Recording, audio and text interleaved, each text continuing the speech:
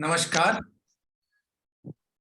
and today we shall discuss a book on Edgar Cayce. Edgar Cayce is known as the sleeping prophet. He belongs to the United States of America. He lived between 1877 and 1945. He is famously known as the sleeping prophet.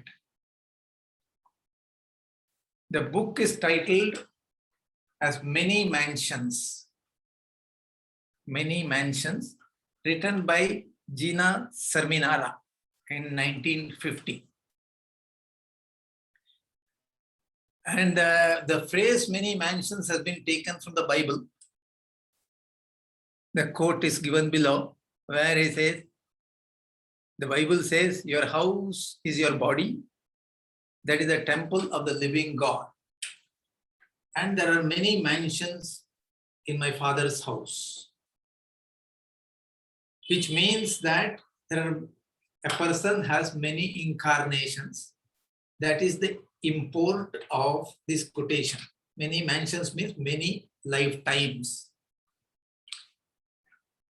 The theme is very close to the Indian philosophy, that is Vedanta, and more focused on the principle of karma and reincarnation. This gentleman, Edgar Cayce,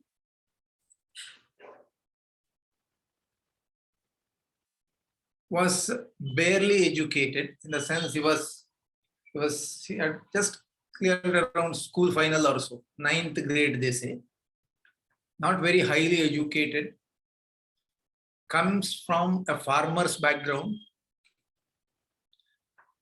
and was doing sundry jobs, like he was an insurance agent in the beginning. But then insurance means he has to talk to people and convince them to purchase the policy. So at a fairly young age, in his early 20s, he was afflicted by some disease, because of which he lost his voice, and therefore he could not pursue this profession. And therefore he switched to another profession, that of a photographer. The special part of Edgar Cayce is that, the speciality of Edgar Cayce is that, in search of a cure for his disease,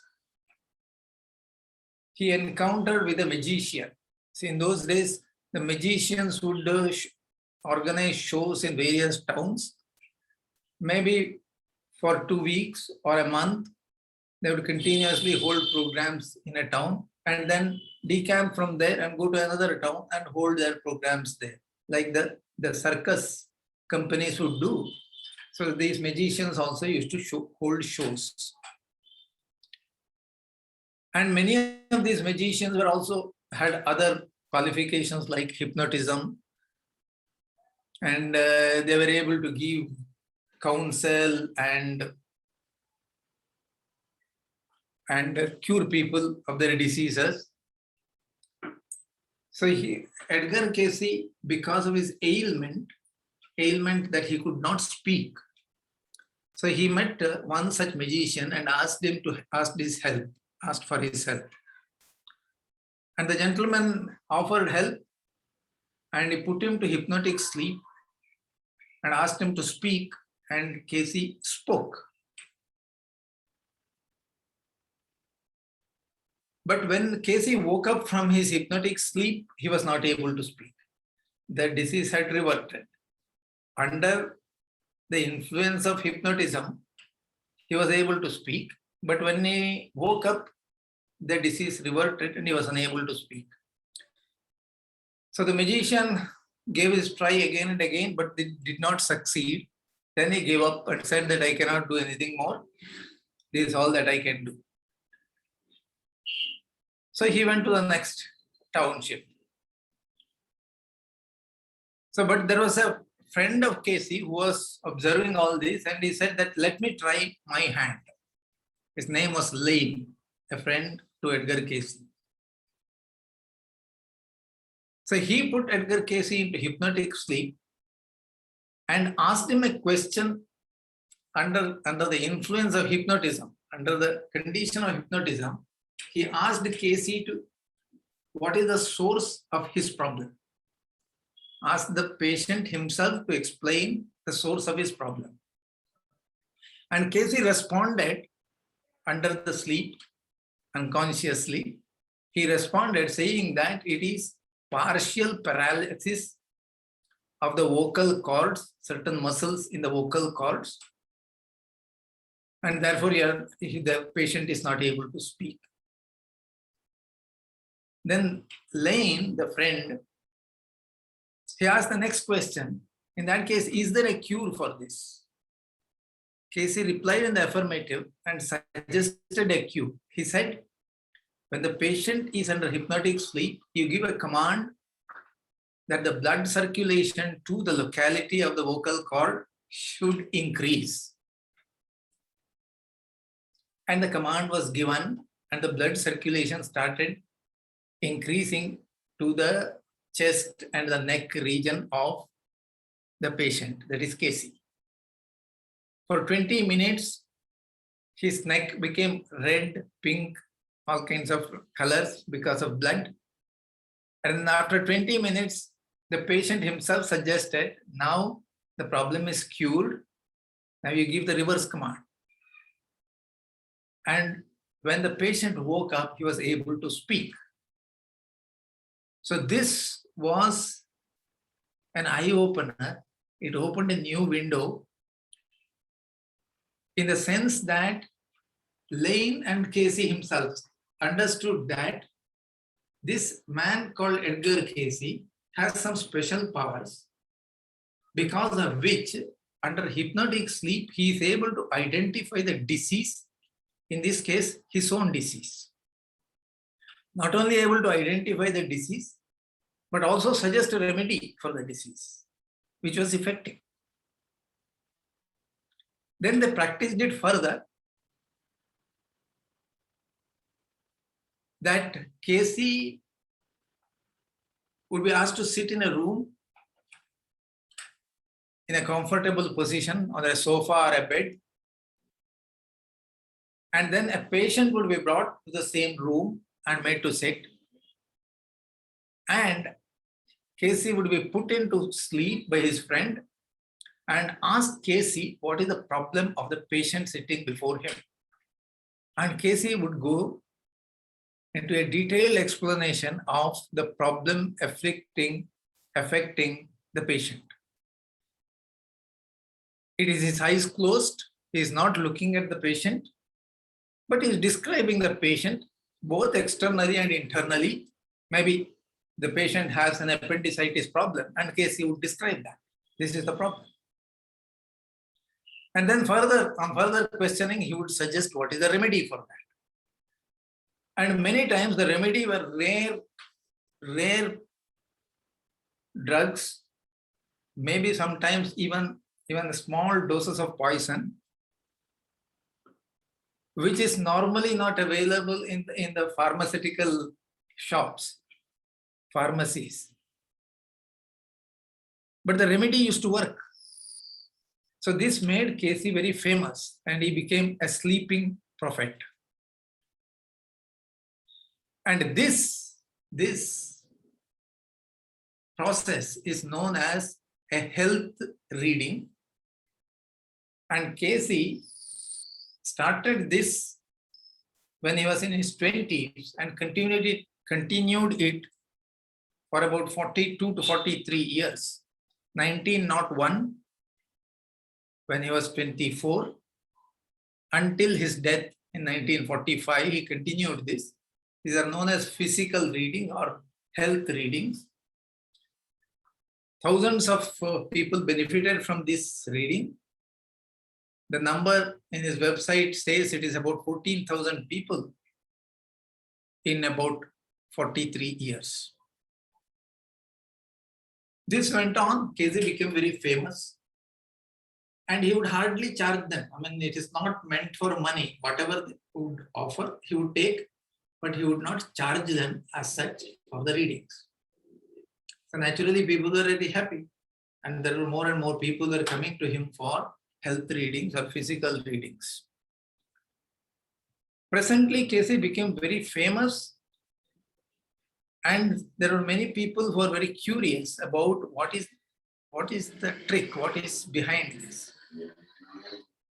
So there was a businessman, a well-to-do businessman,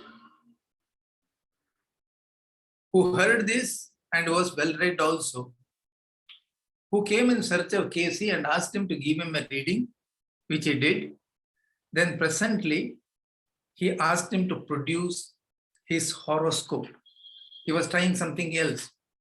Because this gentleman, Lammers, the businessman, was well versed in the Eastern philosophical schools, especially the Indian philosophical schools, and he knew what is Jyotisha, what is the meaning of a horoscope, and he asked Casey whether he can produce a horoscope. Casey produced the horoscope. And in a few sentences, he described the horoscope.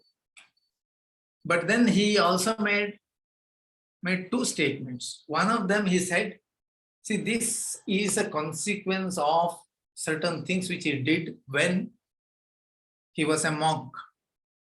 Who, Lammers, in one of the previous incarnation, was a monk, and this is a consequence of his action at that time. Which implies that this horoscope is a consequence of karma. And the second statement he made is that these stars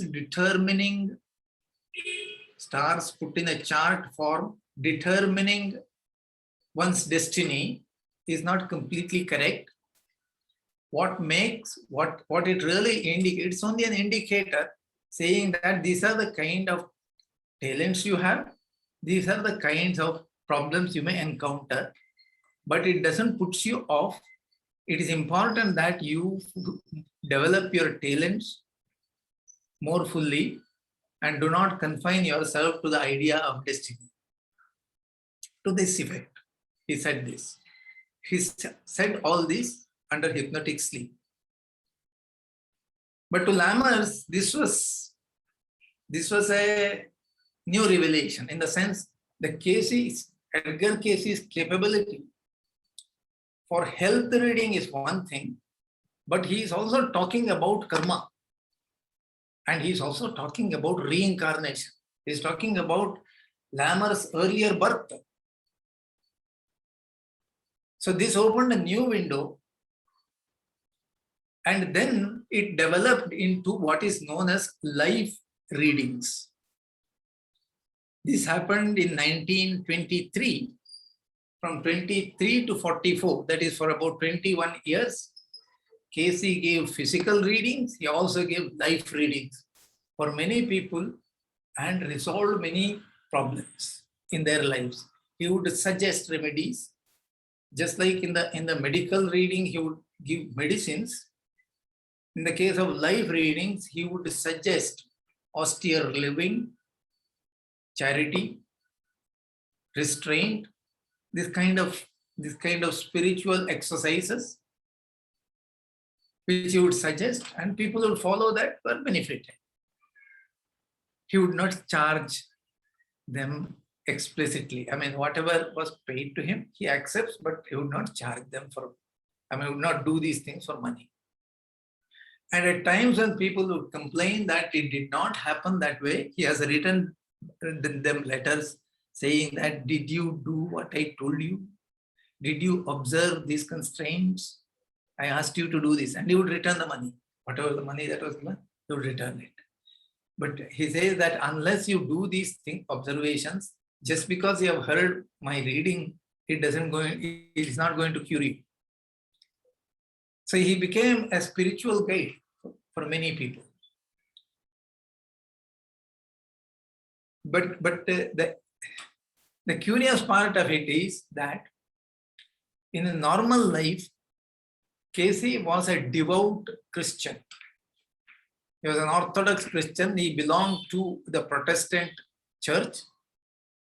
And the Christian theology doesn't accept karma and rebirth. Christian theology has discussed this. There were suggestions in Jesus Christ's statements that he believed in rebirth. There are several statements of Jesus in the Gospel, that is the New Testament, which can be interpreted as that he is hinting about rebirth. And in the early centuries of Christianity, there are several priests and followers of Jesus who believed that karma and reincarnation is possible. Probably Jesus has spoken about these things. And they elaborated on Jesus' statement, expanded it, and wrote treatises on that. But after a few centuries, there was a very severe debate in the church, within the church, and which was resolved in the Nicene Creed. There is a city called Nice, and at Nice, they held a conference of the bishops, and they put this to vote, and based on the outcome of the democratic decision, they decided that the church shall not believe in the rebirth and reincarnation and karma, etc. So it was in Christian theology, this was given a burial. This idea of karma and reincarnation was given a burial. And Casey was an Orthodox Christian, and therefore he was deeply disturbed that under hypnotic sleep, he himself is talking about karma. But Lammers tried to console him that maybe so, Christianity doesn't hold this, but then there are statements in the Bible which support what you are saying in your hypnotic sleep, and there are philosophical schools in the East which have given a very, very honored position to the theory of karma. But personally, Casey was a little disturbed why he is doing this. But then I think eventually he came to terms with the reality that the karma theory may be true.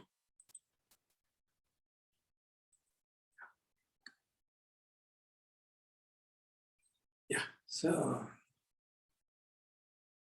this is, I have already said these things. He did it for 42 years. He would speak an authoritative voice on subjects beyond the range of his normal knowledge. And he did it for 40 to 43 years. And these are finer details. While giving this reading, he would take a position of south-north direction. His head should be on the southern direction, and his leg should be to the northern direction, not east-west. It is a north-south direction. This is for health readings. But for life readings, he was advised by himself under the hypnotic condition that he should take the opposite position because it's a matter of polarity.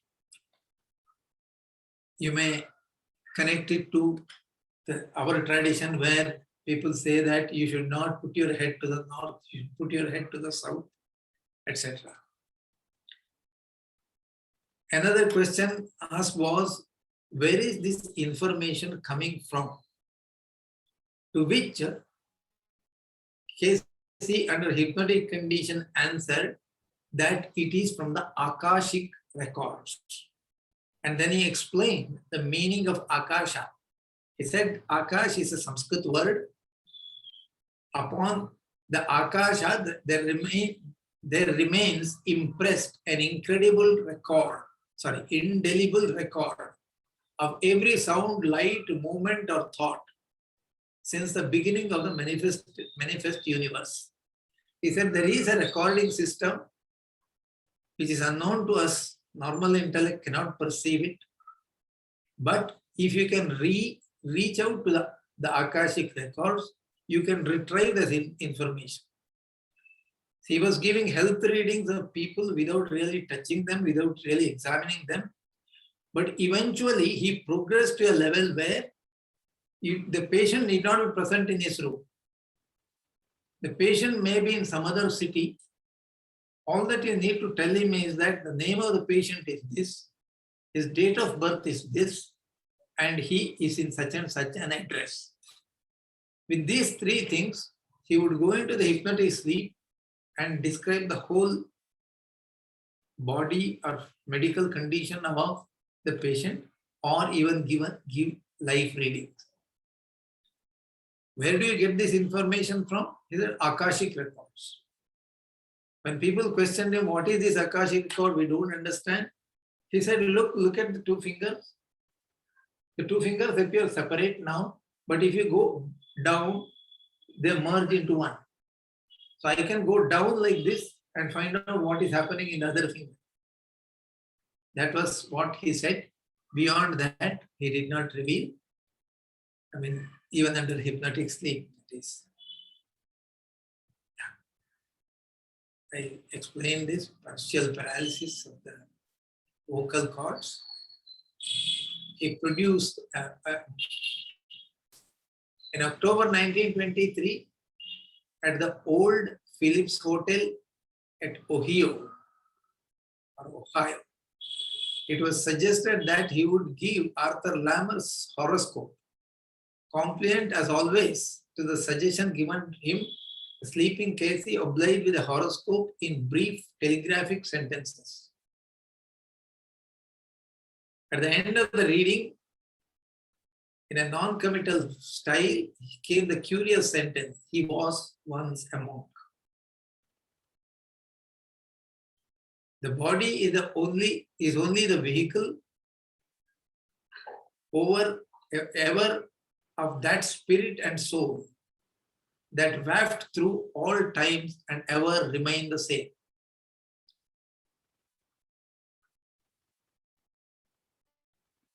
Then he mentioned casually that more important than the urges from the planetary influences were the drives, talents, and abilities which came to the man from previous lives on earth.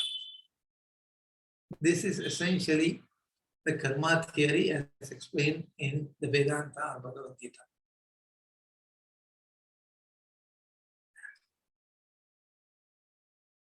In our tradition, we would call Chitragupta.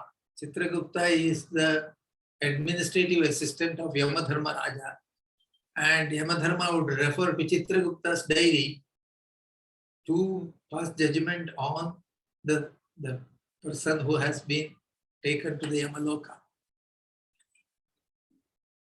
Casey called him the recording angel.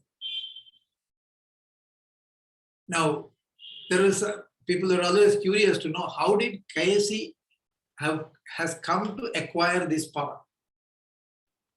So in a hypnotic condition, Casey was asked this question and Casey replied to that.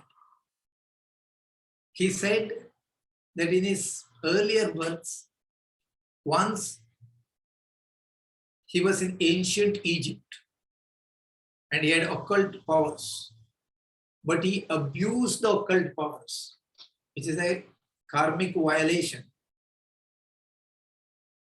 Self-will and sensuality proved his undoing. In a later incarnation in Persia, he had been a physician. See, from there he brings in this ability to suggest medicines, and his medicines were out of the way medicines. They did not belong to the modern pharmaceutical medicine set. It belonged to some herbs, some poisons, some different doses of these things, which comes from his earlier knowledge of earlier birth in Persia, where he was a physician. He says once he had been wounded in the desert warfare and left to die on the sands alone without food, water, or shelter. He spent 3 days and nights in such physical agony that he made a supreme effort to release his consciousness from his body. He was successful in his attempt. And he says that is the power which he is using now to get out of his body and get into the Akashic records. This was in part the basis for his faculty in the present for releasing his mind from the limitations of his body.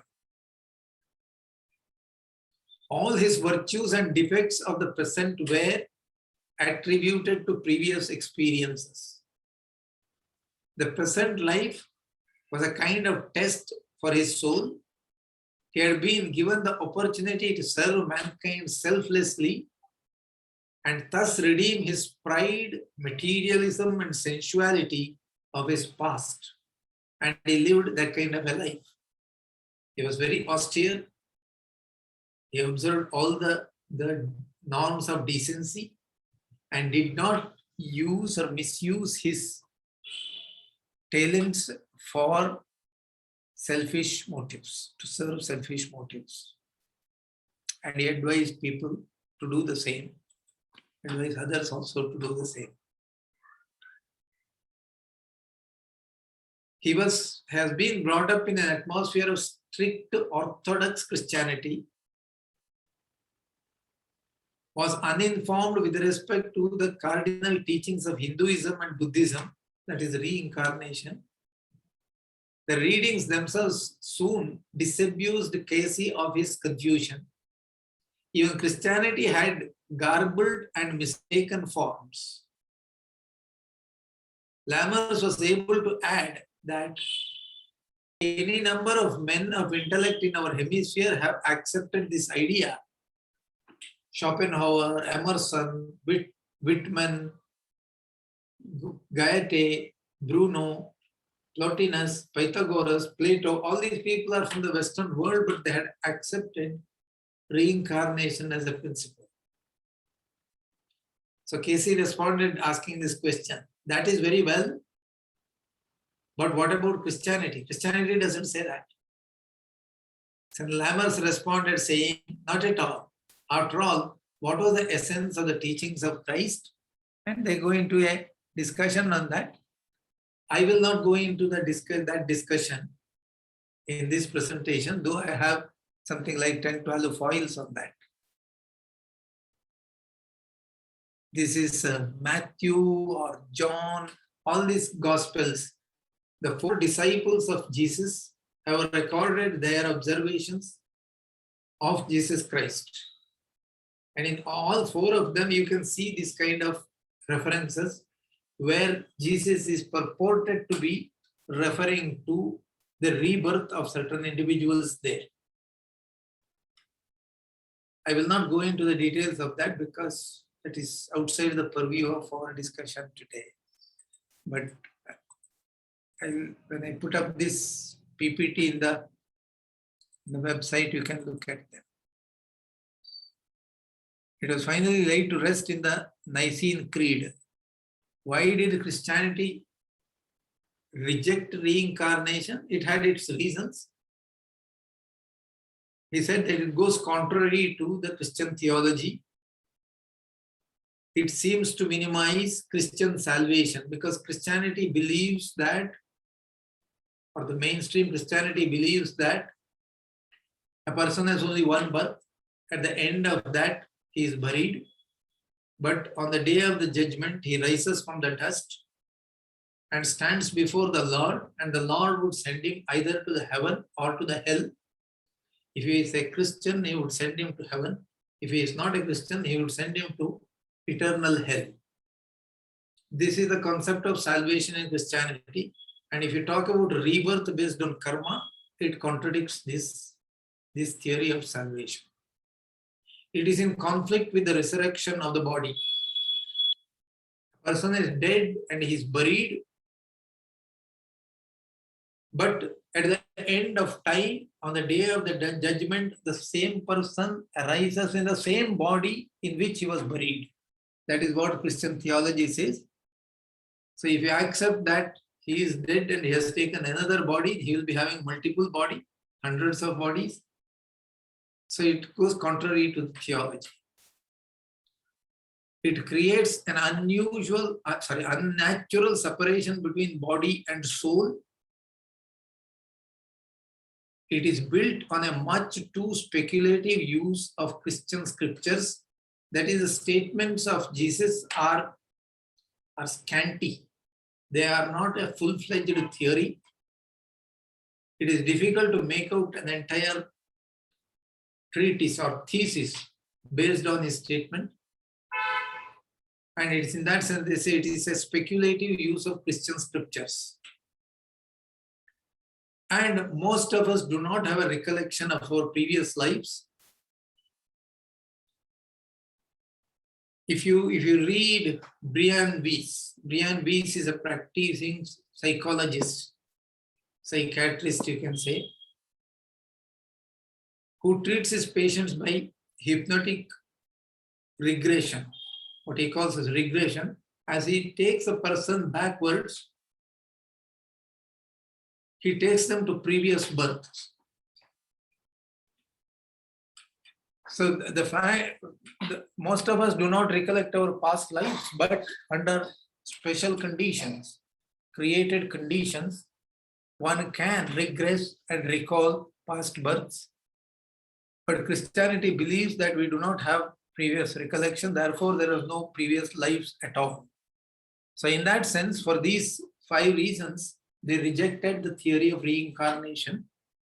And Casey was disturbed that he is catering to something which has been rejected by Christianity. He was a devout Christian. Every year he would read Bible, every year in the sense he would recite Bible throughout the year and complete it during every year. And he himself was disturbed because he's saying things contrary to his religion. Yeah. But what he gave as readings, especially the life readings, they were very consistent. If a person takes a life reading once, and then after a year or so, he comes back and says that take the life reading again, and Casey obliges, then the details conform to his first reading. They were very consistent. Even all fragmentary details agreed with each other. And if you cull out his philosophy, or rather whatever he presented, I call it the paradigm, Edgar Casey's paradigm. These are the points that come out of that. God exists. Life is a material manifestation of God. When I say God exists, of course, there are different conceptions of God. Even Christianity has a conception of God. But when he says God exists, his conception of God is not a God who is separate from the material world, as it is in Christianity or Islam. The Semitic paradigm considers God existing as a creator of the world. The world is created out of nothing. Whereas the Indian paradigm, the Vedantic paradigm, says that God, the creation, is a manifestation of the divine. Mayata tamidam sarvam jagad avyakta murtina, says Krishna. When Casey's readings conform to the Vedantic perspective, every soul is a portion of God. Now, this word soul has a specific meaning in Christianity, and he has been using this word. But it is distinct from the Vedantic concept of Atma. Therefore, we can keep it in abeyance, what he really means. This portion is not an acceptable word in Vedanta, at least Advaitic Vedanta, where it says that God himself is a manifestation of creation and all beings are God himself. So this portion part is not fits into Vedanta. Life is purposeful. Life has a purpose, and that purpose is a spiritual evolution and going back to God. I will show you his statement on that. Life has a purpose, and that is evolution, spiritual evolution, he says. Life is eternal, he says. Life is continuous and it is eternal. One life after the other, there is a aspect of the being which continues to exist life after life. Human life operates under the law, and the law here is the law of karma. Law of karma and reincarnation very closely. I think there is hardly any difference between what Casey says or Casey said and what Vedanta propounded. Love fulfills that law. When he says spiritual evolution, he said that you should be loving. You should expand your capacity to love to the extent that like God loves. The will of a man creates his destiny. He says karma will create your destiny. But you are not to be overawed by the destiny part of it. You have to work again to redirect your destiny. That is called the free will. So he talks about both destiny and free will as the karma theory of our ancient rishis have said. Like what Vasishta has said was what Yajnavalkya has said. All this it tallies very well with what Casey said. The mind of man has formative power. The answer to all problems is within the self. This again is a Vedantic thought that the self can cure you all your problems. The knowledge of the self can cure you all your problems. So this is in a sense the paradigm of Edgar Casey, and I'll give you some examples of what he has said. The assurance of the above postulates man is enjoined as follows. This is his advice. Realize first your relationship to the creative force or God. This is his advice. Formulate your ideals and purposes in life. Strive to achieve those ideals. Be active, be patient, be joyous, leave the results to God. Do not seek to evade any problem. Face them headlong. Be a channel of good to other persons. This, in essence, what he advised to the people who sought his help. And these are quotations from the book Many Mansions, written in 1950. He died in 1945, and the book was written in 1950. And what is life? God manifested in the material plane, for it is still in him that we live. Please note, this is a manifestation of a divine. It is in him that we live and move and have our being. Life is a material manifestation of that universal force or energy that we call God. This statement is a translation of the statement that occurs in Taittiriya Upanishad.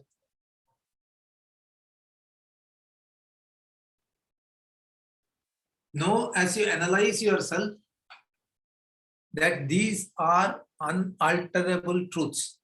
What? God is. And to him, first you owe all allegiance. Either you work with or against that divine which is within.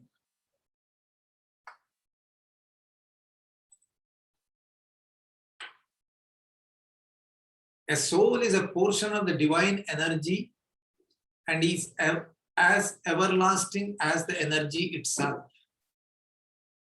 Thus, if there is a continued period of self-activity that is for self-exaltation, then the entity may be said to be separating itself or losing its relationship. for self-exaltation. If you stress the separation from the Lord, then the relationship would become weakened. Advices against that. Your house is your body. That is the temple of the living God. Use it for the purpose of dharma, says Vedanta.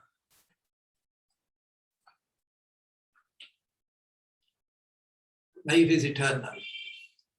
The entity, this is from his reading, therefore I have put it under quotes. The entity is referring to a patient. The entity was not born merely by chance. For earth is a causation word. Cause and effect, karya and karana, are in the earth a natural law. Karya karana sambandha. You are in the beginning, had companionship with God, losing that companionship by choice of that which would satisfy material desire only. Thus, you come to fulfill the law that brought you, your soul into being, to be one with Him. To be one with Him. That is the purpose. You don't go to heaven, you grow to heaven. For life is continuous. There is no halting. We either progress or retrogress. What the entity is today is the result of what has been in days and experiences and ages and aeons past.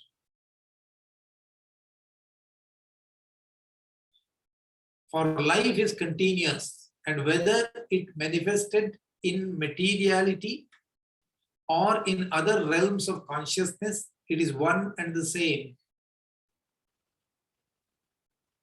The material world or in different planes, it is one and the same.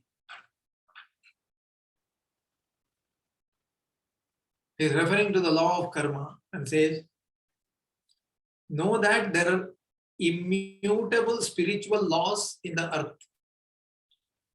Begin with like begets like. Whatever you sow, you reap.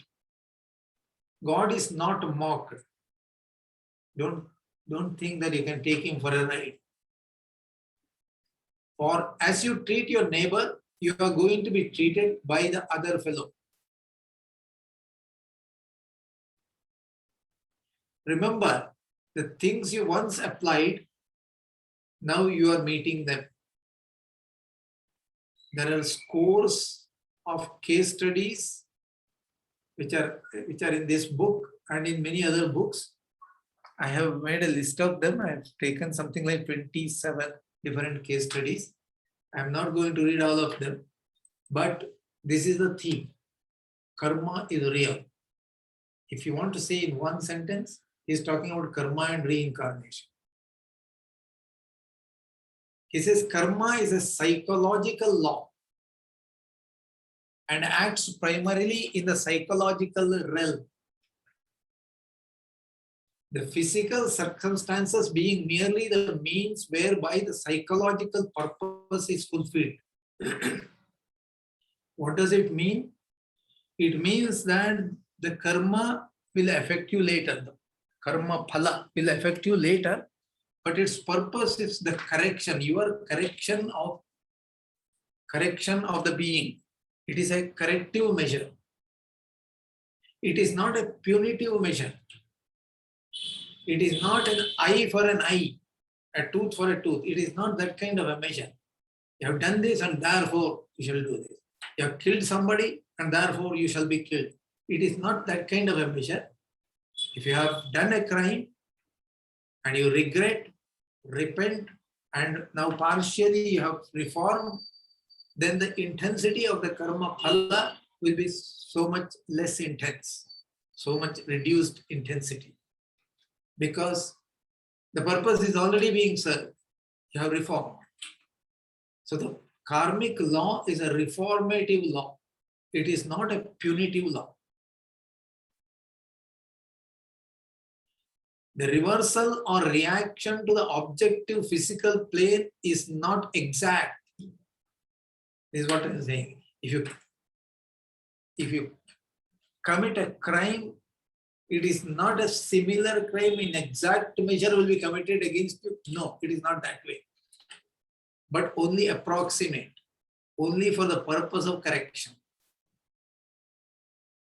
On the psychological plane, the reversal is more nearly exact, not in the physical plane.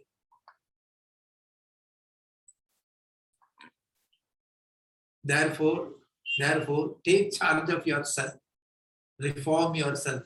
So whenever he advised, this is what the measures, the spiritual practices he mentioned are from this point of view.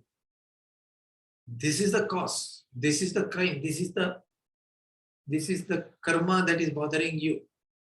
So to surmount that problem, you need to reform spiritually. In that case, the intensity will get reduced.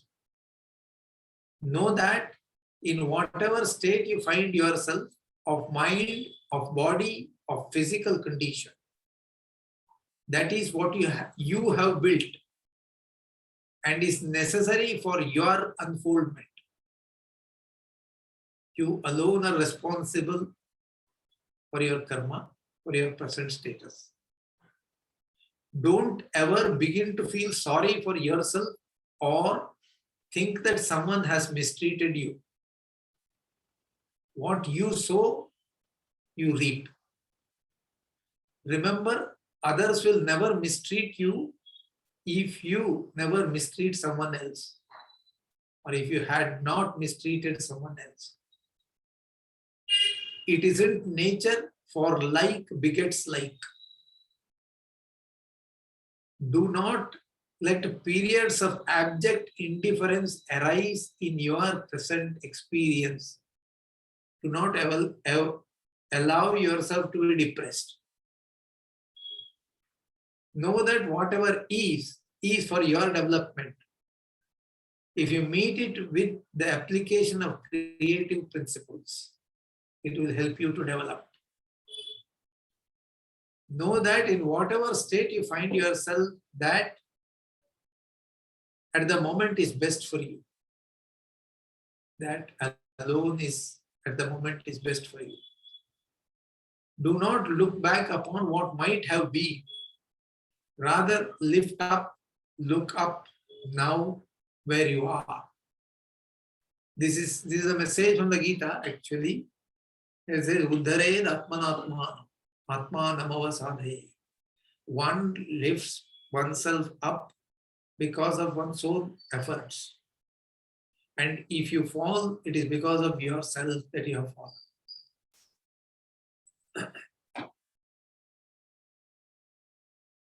Destiny and free will. Destiny is what the soul does with its will in relationship to the creative forces. Know first that no urge, no influence is greater than the will of the self to do what it determines to accomplish in any direction. No urge, no influence is greater than the will of the self, whether physically, mentally, or spiritually. See, this is free will. This is exert. Know that no urge astrologically, numerologically, symbolically surpasses the will of the entity in any experience.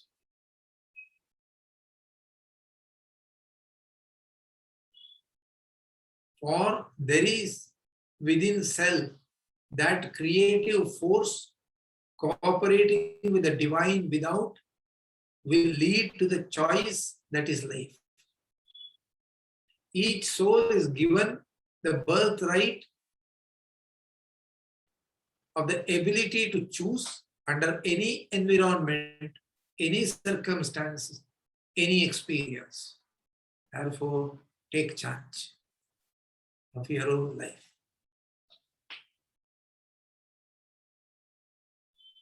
And in the theory of karma, there is something called a grace.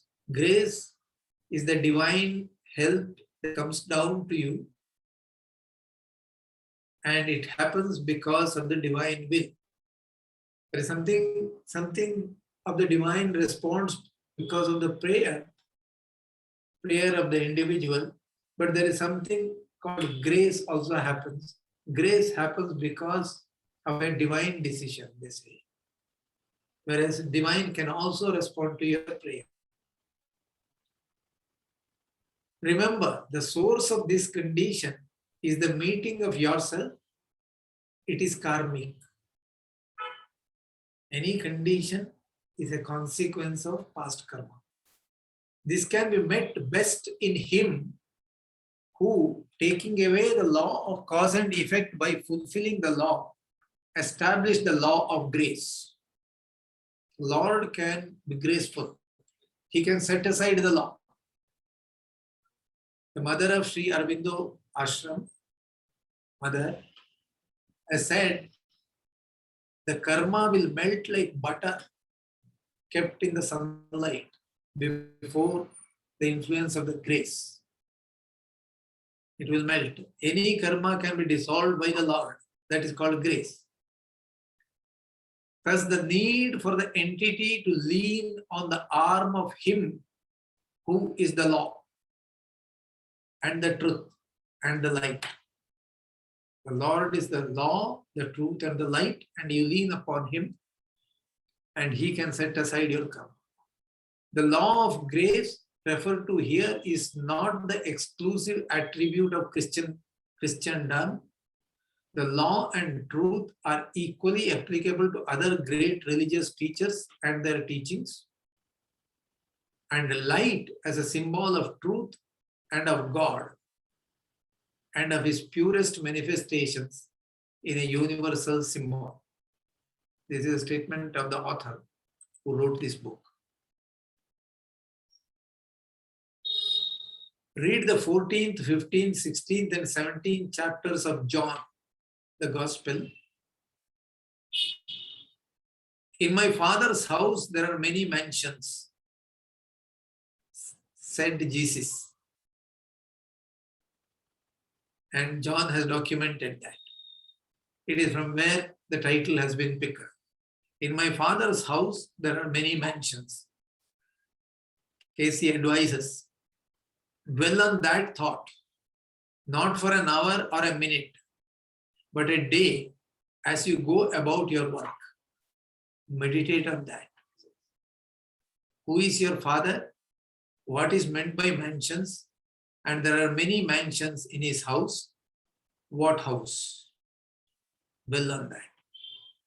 It is your body that is the temple. Many mansions are that body, many temples. For the body has been again and again in the experience of the earth. There are sometimes mansions, sometimes homes, sometimes huts. So that is the paradigm of Edgar Cayce, which resembles very close to the Vedantic thought, though he was brought up in a Christian paradigm. And his life is an illustration of this paradigm. And as I mentioned, there are numerous cases in this book as well as in other books. But I have culled out something like 25 or a little more number of cases. I will not read all of them, but I'll read some 8, 10 of them. And then leave it to you to read the whole book. According to Cayce, sin and suffering have exact cause and effect relationship. If you are suffering, it is because of sin.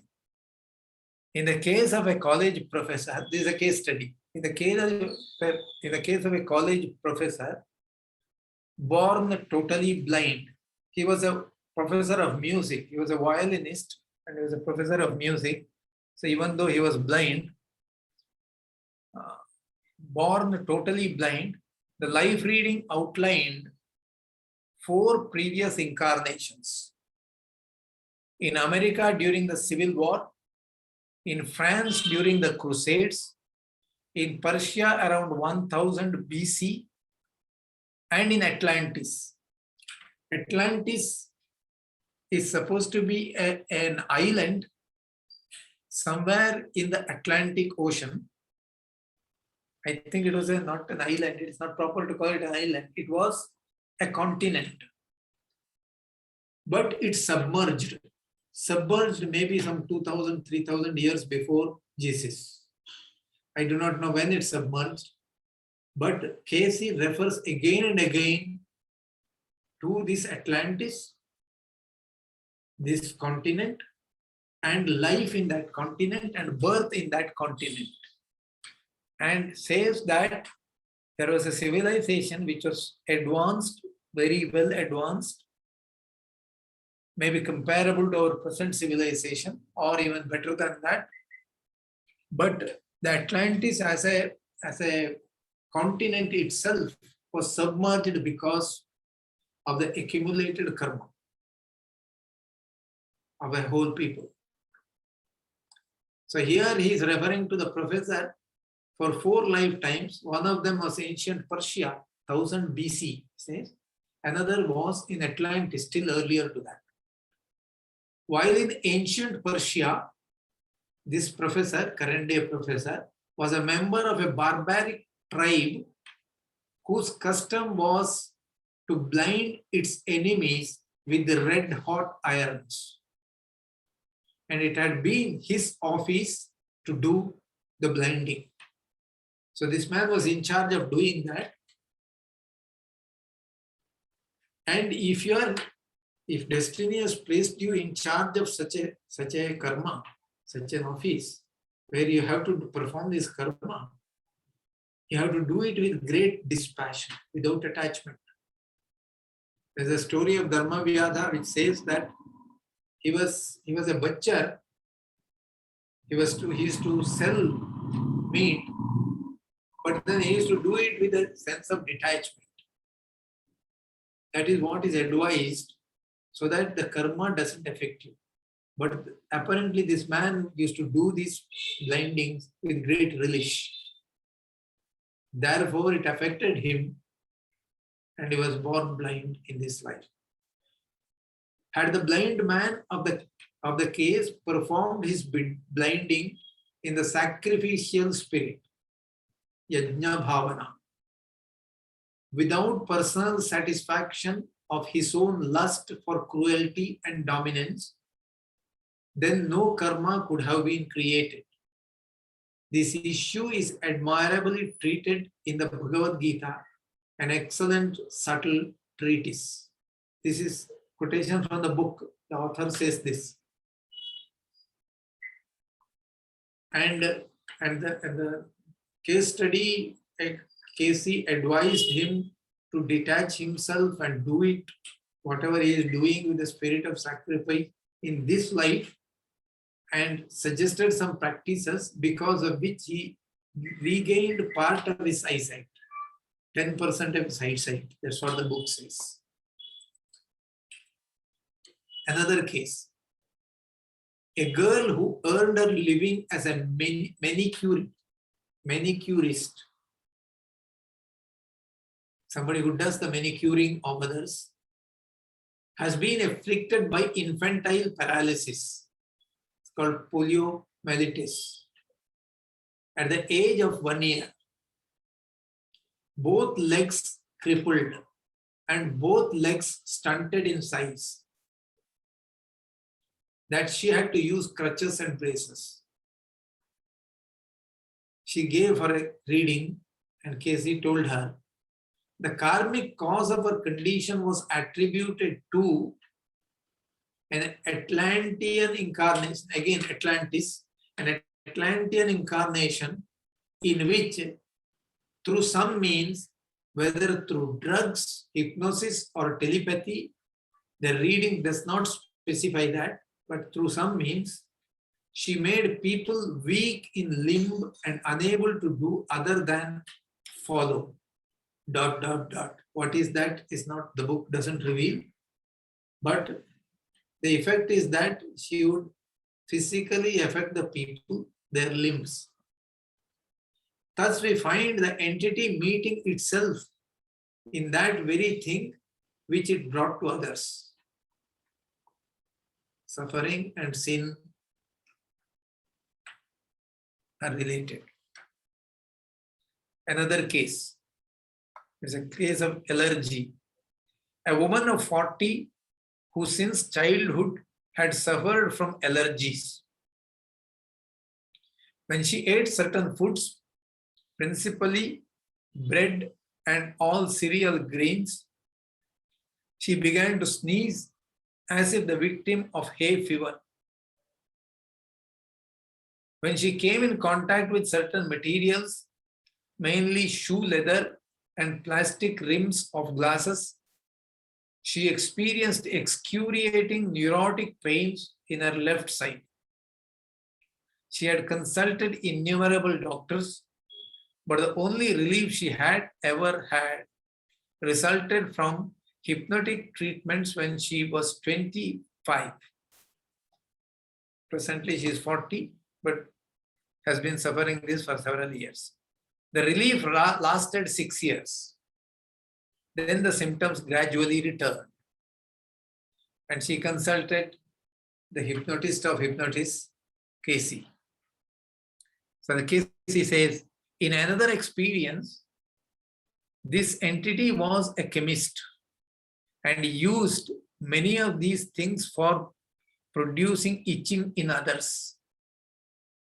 She therefore finds in herself in the present, she suffers the same pain she inflicted. The entity also used certain substances that cause the breath itself to be poisonous to others. The entity now finds itself immediately poisoned in the presence of certain metals, plastics, odors, and leathers.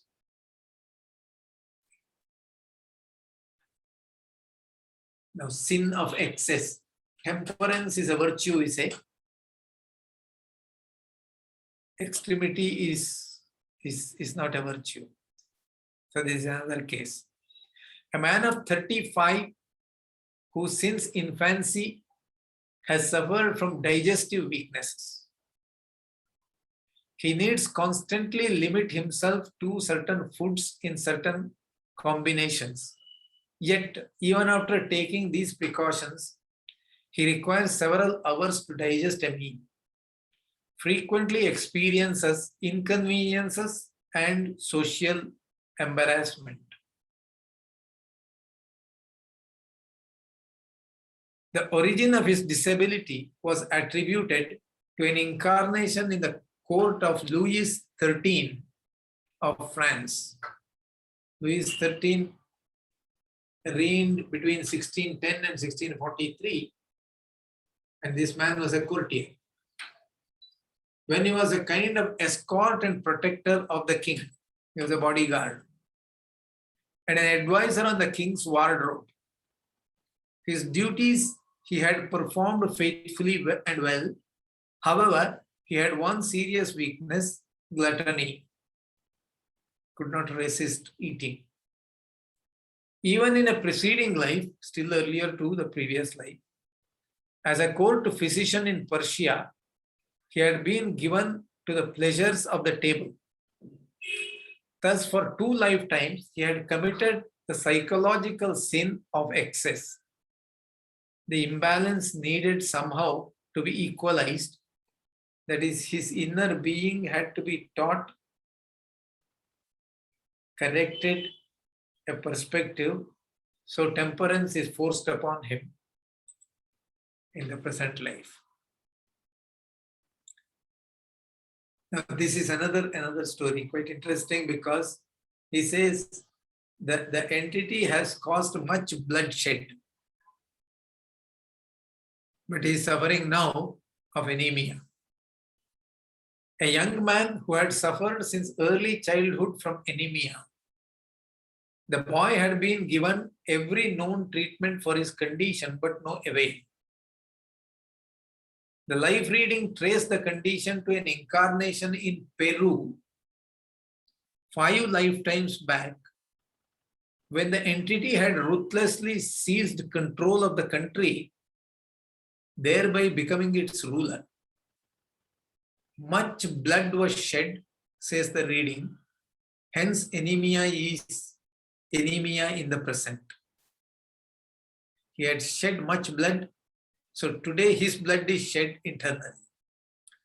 We see that his own body became the field of slaughter of blood cells.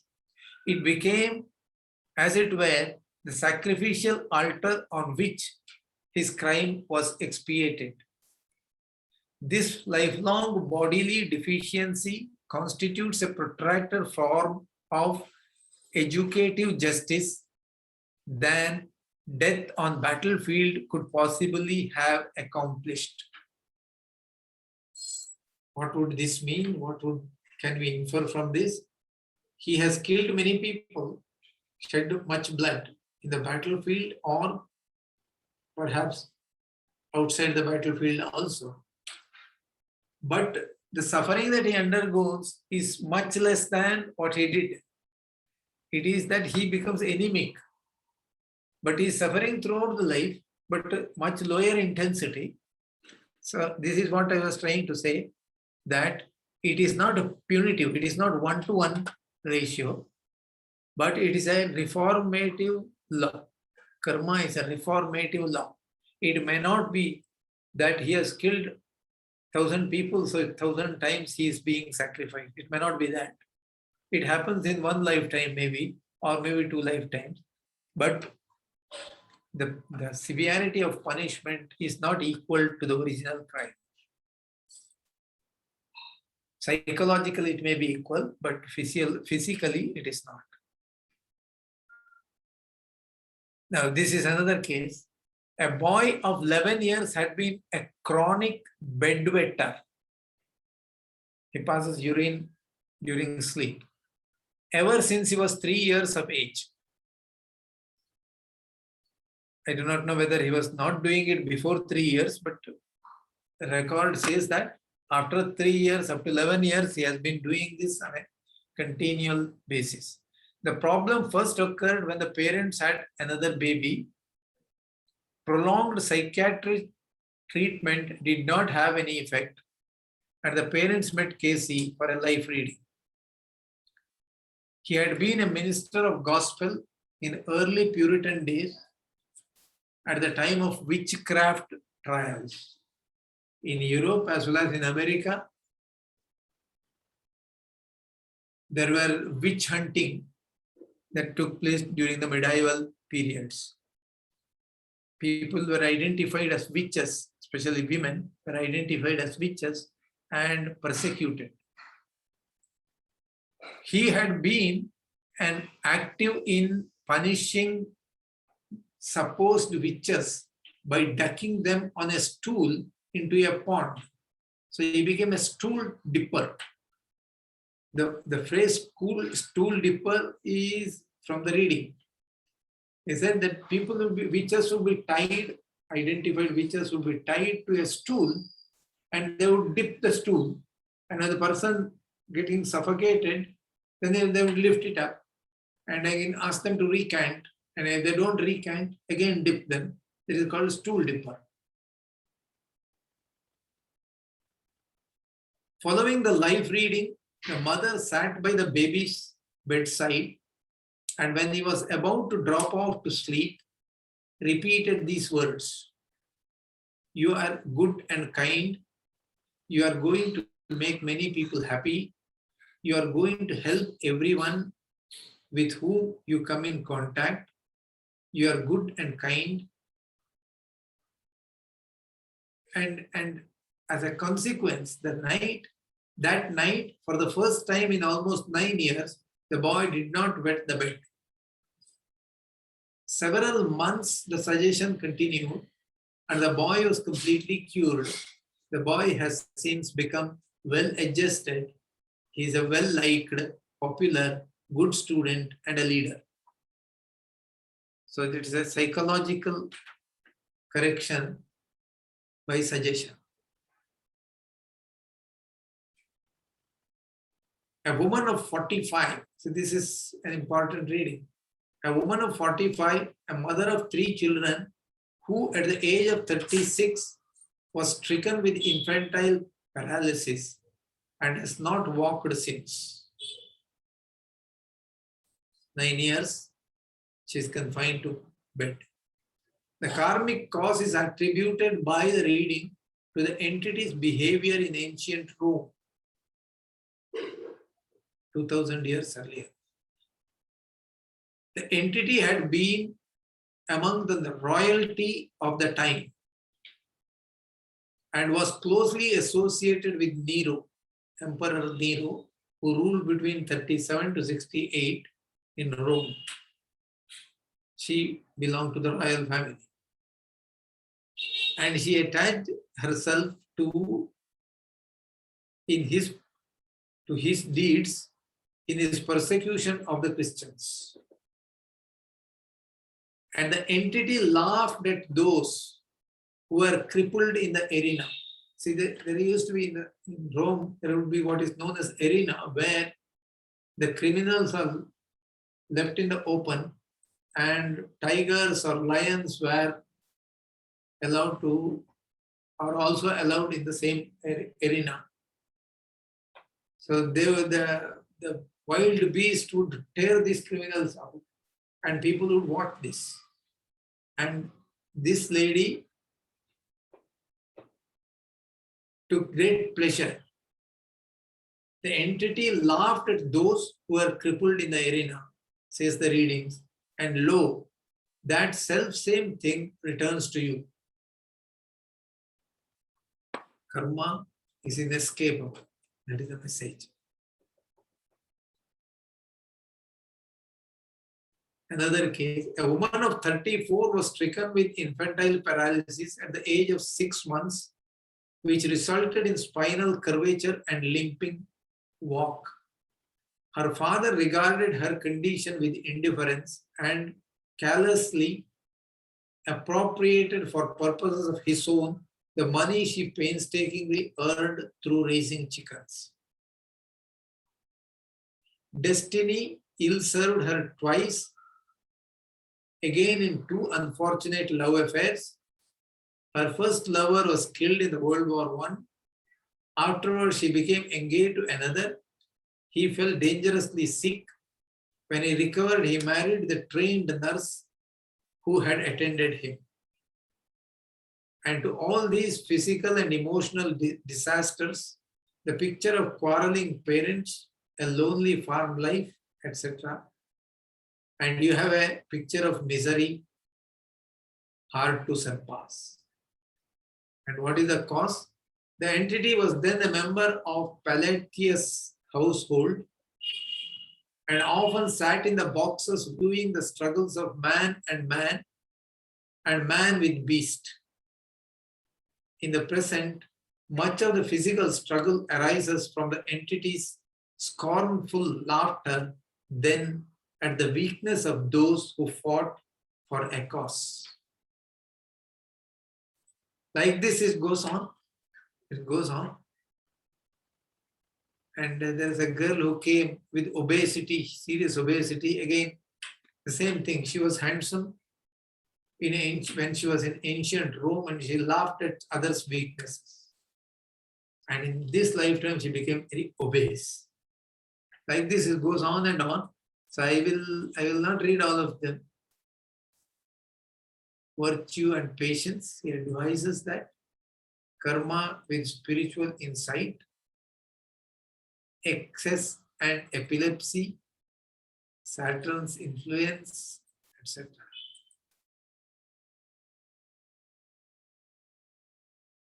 This may be important what he says. The point of view of the readings is, however, both liberal and modern with respect to practical details and with respect to position and destiny of woman.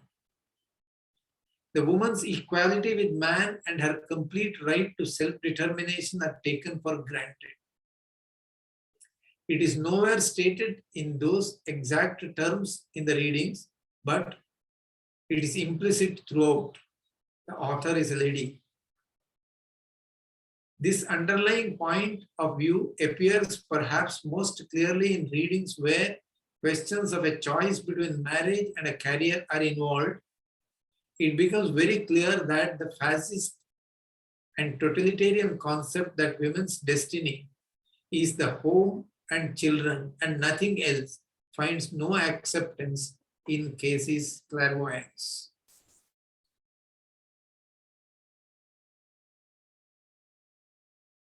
Regarding marriage and career, it's a case study.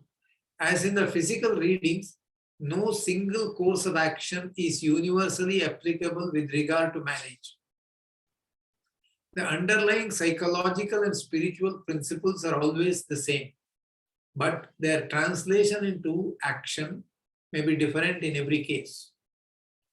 Some women are told to marry, some are told emphatically to have a career, some are told to have a career first and then marry, others are told to combine the two at the same time, others still to choose between the two. They cannot serve both masters. A young girl of 18, shy, timid, unhappy, wondered what to do with her future.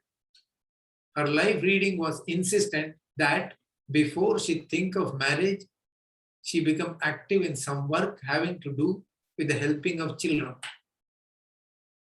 If the entity seeks to better itself in wedlock, it will be sorely disappointed unless first it contributes to the social and material welfare of children. The reading went on to specify the work with the teenage girls as in camp counseling, etc. Like this, it goes on. So, you have a choice. This is a dialogue. A marriage relationship, as in everything else, man has freedom of will and power of choice. When they say man, he generally refers to the individual as entity, whether it is man or woman, because in alternate lives one can change one's gender. Two brief examples. One example, should I marry the boy who is now courting me? Is a question. There is a karmic influence in this association, but it is not for the best that you marry him, was the advice. Another case, would marriage with FS be best for our mutual development? Is the question. It might be made so, but as we find, there are others with whom there may be brought about a better mutual development. These others are specially from relationships in the Egyptian period. But the choice should be made by the entity. You do have some karma to be worked out with FS. But as husband and wife would be a hard way to meet it. This is the kind of advice one would get. Yeah. The ultimate purpose of both the married and the unmarried state is spiritual development. This is a typical Vedantic viewpoint. The right to self-determination is seen by Casey not only as a social right, but as a cosmic right. In metaphysical terms, it is known as freedom of will. One of the most important features of the reincarnation principle is its affirmation of free will. An error commonly made by people who accept karma and rebirth is to assume that all of life is predetermined. The consequences of such belief are psychologically paralyzing and spiritually demoralizing. The inertia and passivity of the Hindu, who has in large part accepted a fatalistic interpretation of karma, exemplifies the danger of such a position. Saying that of Hindus, generally accept destiny as they are fatalists. That is the observation here by the author. And the free will offers you a freedom which is limited by karma, yes. It says it is like a dog on a leash. It is necessary to realize that every sneeze, every mosquito bite, every evening's meal was not cosmically determined ages ago. Most of the details of our lives are completely subject to our thought and will now. Man has freedom of will as a dog on a leash has it. That is to say, the dog is completely free to do as he wills within the radius of the leash. Karma determines the length of each man's leash. Within that radius, he is free. That is Casey's observation. I will stop here. And these are the references that I have listed. And I suggest that there are many books which are the compilation of Casey's reading. There is a website. And you can read these books of Casey along with the books by Brian Weiss. Brian Weiss is a practicing psychologist in Florida. He has written several books. I have listed some of them here. They also talk about rebirth and karma, and therefore their companion volumes to the readings of Edgar Casey. So I stop here. If there are any comments, I would like to hear.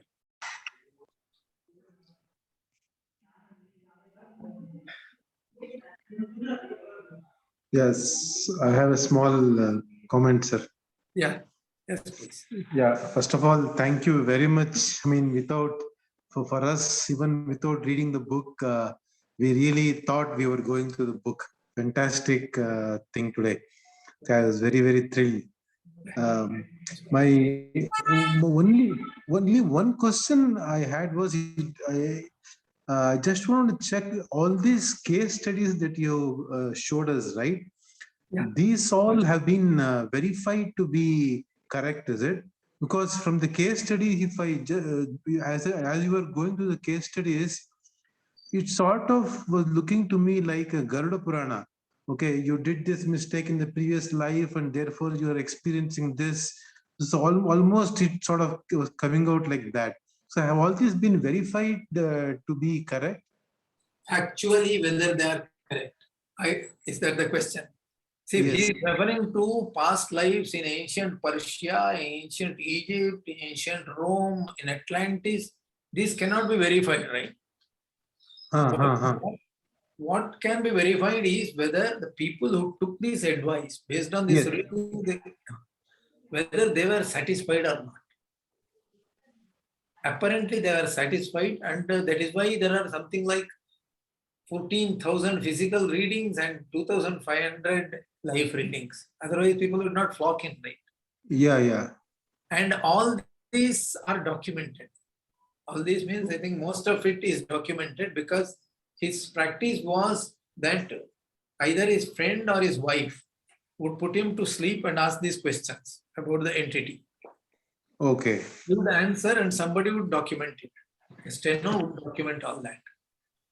And there are more than 14,000 case studies are documented and available in the website. Okay. That much we can say. And the individuals are obviously, many of them are satisfied, some of them were not satisfied. But in which case, Casey had his own point of view. Why you are not satisfied? Because you didn't observe the constraints, restraints that I advised. You should do that. Then there are some people who corrected themselves and because the karma, as I mentioned, the karma is seen here as a reformative. Correct. So if you correct yourself, there is no need to suffer to correct that. If you perceive it, see, it is in that sense, this also makes sense from the Vedantic perspective where Jnanam will demolish karma completely. Correct. Yeah. that we discussed earlier also. Yeah. That's all that I can say. Whether they are verified, I do not know. But there are some cases which are verified. For example, one fellow came with a damage to his backbone in an accident.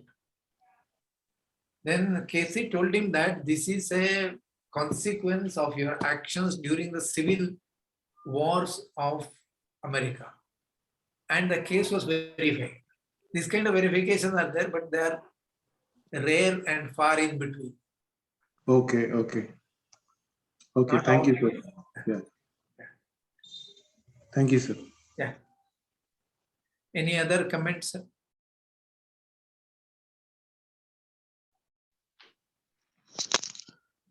Sir Murli here. Yes. So a lot of this is about past life readings, and which, as you correctly saying, Yeah.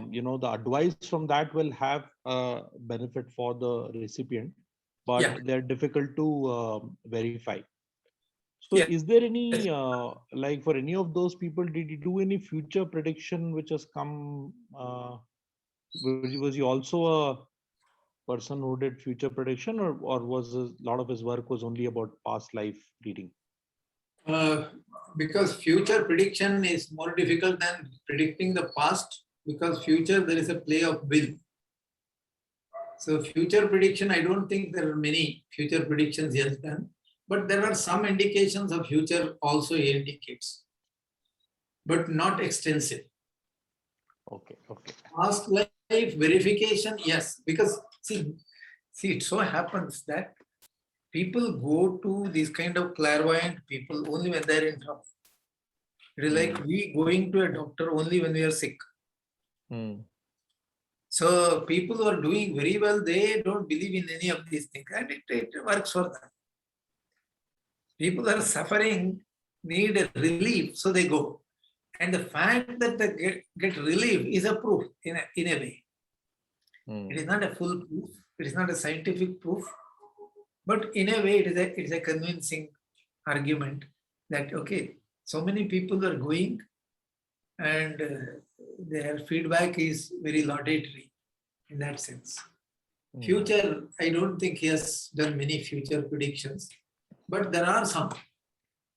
As you read, it talking about some future projections. But as he himself says, the future, it has a component of will. What you do now will influence your future. So it is not determined. It is not destined. So none of his past life thing has got, because many of these past lives that he's referring to are fairly ancient. So none of them could have got verified. Is that what you're saying? And there are no examples like that which are of like, maybe 50 years, 100 years older and could have got verified if that person had. Yeah, because it is difficult to verify this, because he's talking about, some of the effects that you see, karmic effects you see after several lifetimes. It is not immediate. It need not be immediate. The same thing, Brian Weiss also says the same thing. Seeing some effect now, it is not necessarily the immediate past life. It could have been 4 lifetimes earlier. So the karma theory says that. I don't know whether we can verify such things, in ancient Persia and all that. It's difficult. Sure.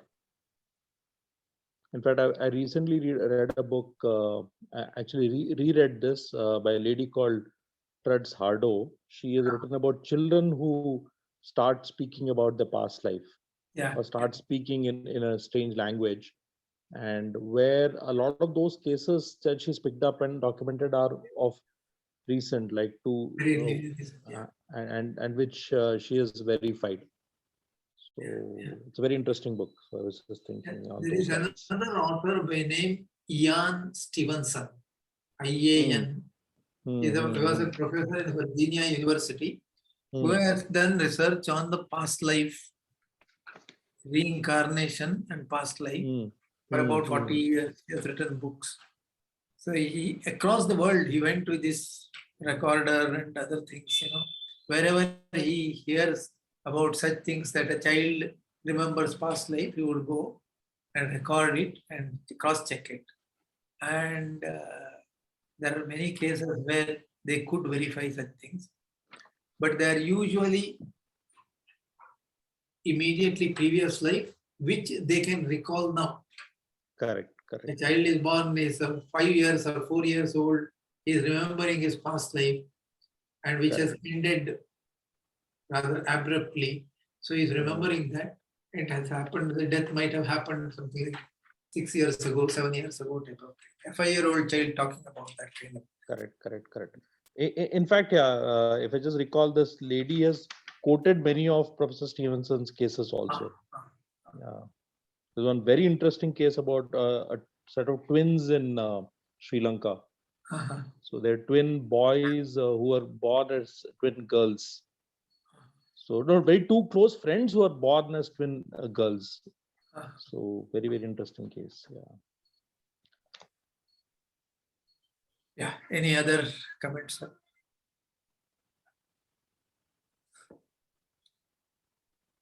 Read the book. I would say that read the book. It's a very well written book, very interesting book. And if you read one of them, especially these many mansions, you would also read other books of Casey.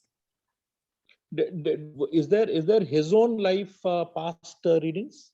As in, has he revealed anything about what his own past life and? Yes. There is one foil which I have shown you where he says that why did he get this power? So this is a natural question, right? How is that you are able to say these things? Entering to someone else's life and see it. So he said that, you see, in earlier life, he was in ancient Egypt. Where he was a sort of a purohit. He had occult powers. But then he misused those powers for selfish ends and to harm others. Because of which, he accumulated bad karma. That is one. But that those occult powers are manifesting now also. The second thing is that in a life in the desert, he was a physician. And he made an effort to get out of his body because he was deeply hurt and he was left to die. His tribe has abandoned him and vanished, ran away. So he was left to die in a corner. And he survived for 3 days. So he made an effort to get out of his body, and which power he is exercising now also. And the medicinal information, the knowledge that he brings in from that lifetime. He was not a medically trained person in this lifetime. So he brings it from that lifetime. So this much information is there, and the whole book is about his life, but mostly readings of others and his directions or guidance about that. Otherwise, his life is, he was a photographer, and he was trying to help people. That instinct was very strong in him that he should help people. It was a spiritual yajna that he was doing. It's an amazing story, actually. Yes. Very fascinating. Yes. Yeah, my interest is that, say, I am trying to get corroboration for our spiritual paradigm from unexpected quarters. He belongs to the Semitic paradigm from the religious perspective. And he belongs to an American society which is more materialistic than India. But yet he is conforming to an idea, not very consciously, but unconsciously. He is giving these readings which appear to be a replica of the karmic theory of Vedanta. Correct. So I am trying to get corroborations. It is very important. If some Hindu Swami says something of this kind, it doesn't carry that kind of an element of a surprise or conviction part. Okay, anyway, he will say that. But coming from these quarters, Apparently, he was not very well read in his lifetime. He was reading Bible regularly, yes, but Bible provides an alternative perspective. It is a different perspective. But his hypnotic readings are quite different.